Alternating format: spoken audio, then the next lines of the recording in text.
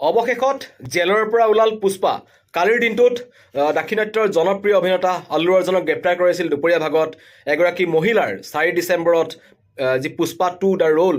যিখন চিনেমাৰ প্ৰিমিয়াৰ চাবলৈ গৈ ৰেৱতী নামৰ এগৰাকী মহিলাৰ পদস্ফীত হৈ মৃত্যু হৈছিল আৰু সেই ঘটনাৰ সন্দৰ্ভত আল্লু অৰ্জুনক গ্ৰেপ্তাৰ কৰা হৈছিল আৰু আবেলিৰ ভাগলৈ বিয়লিৰ ভাগলৈ তেখেতক 14 দিনৰ ন্যায়িক জিম্মালৈ প্ৰেৰণ কৰা হৈছিল আৰু সকলোৱে চিন্তা চৰ্চা কৰিছিল যে চিনেমাখন যিহেতু চলি আছে, জনপ্ৰিয়তাৰ শীৰ্ষত আছে, ইটোৰ পিছত সিটোৰ ৰেকৰ্ড ভংগ কৰিছে, সেইখিনি সময়ত এই জনপ্ৰিয় অভিনেতাজনক 14 দিন জেলত ৰখা হ'ব নেকি, এনেকুৱা ধৰণৰ চিন্তা চৰ্চা চলিছিল। সকলোৱে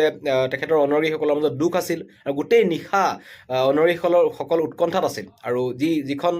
কাৰাগাৰ তেখেতক ৰখা হৈছিল, কাঞ্চনগুড়া কাৰাগাৰ তেলেংগানাৰ, সেই কাৰাগাৰৰ বাহিৰতে কিন্তু যথেষ্ট সংখ্যক অনুৰাগীয়ে ভিৰ কৰিছিল। কিন্তু সন্ধিয়াৰ ভাগলৈ যিহেতু বিয়লিৰ ভাগত যিহেতু তেখেতক ন্যায়িক জিম্মালৈ প্ৰেৰণ কৰা হৈছিল, তাৰ পিছতে কিন্তু পুনৰ তেখেতক অন্তৰ্বৰ্তীকালীন জামিনৰ বাবেও তেখেতে চেষ্টা কৰিছিল তেখেতৰ অধিবক্তাই আৰু জামিনো লাভ কৰে। কিন্তু যিহেতু নিশা পৰিস্থিতি অধিক বেয়া হ'ব পাৰে আৰু 4 ডিচেম্বৰৰ ধৰণৰ অনুৰূপ ঘটনা সংঘটিত হ'ব পাৰে, কাৰণ কাৰাগাৰৰ বাহিৰত যথেষ্ট সংখ্যক অনুৰাগী ৰখি আছিল পুষ্পাৰ বাবে, যাৰ বাবে নিশা তেখেতক